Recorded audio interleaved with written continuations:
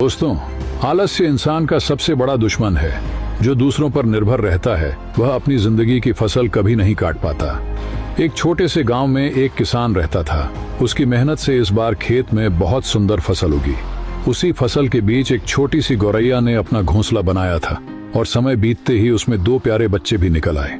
गौरैया रोज जंगल से खाना जुटाकर लाती थी। एक दिन जब वह लौटी तो देखा दोनों बच्चे डर कर कांप रहे थे। उन्होंने कहा, माँ, आज किसान आया था, बोला कल उसका बेटा फसल काटने आएगा।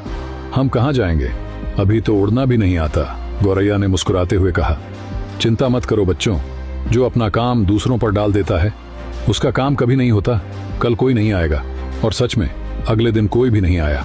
कुछ दिन बाद फिर वही डर। फिर किसान आया था और इस बार बोला, कल मजदूरों को भेज दूंगा फसल काटने। बच्चे फिर डर गए। गौरैया ने फिर वही जवाब दिया, डरो मत, जो काम मजदूरों के भरोसे हो वह भी अधूरा ही रहता है। और इस बार भी कोई नहीं आया।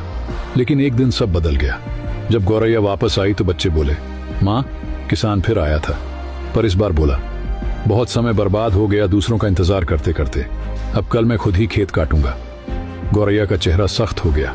उसने कहा, बच्चों, अब एक पल भी यहाँ रुकना खतरे से खाली नहीं है। जब इंसान दूसरों पर निर्भर रहता है तो काम कभी नहीं होता, लेकिन जब वह खुद उठकर खड़ा हो जाता है तब उसका काम निश्चित होता है। कल किसान जरूर आएगा।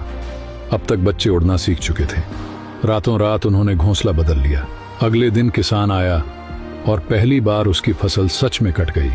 मॉरल ऑफ द स्टोरी, इस कहानी सिर्फ गौरैया की नहीं, हम सबकी जिंदगी की सच्चाई है। जो इंसान हमेशा दूसरों पर निर्भर रहता है वह या तो इंतजार करता रह जाता है या फिर पछताता है। दूसरों की मदद लेना गलत नहीं, लेकिन अपना काम दूसरों के भरोसे छोड़ देना, यही आलस्य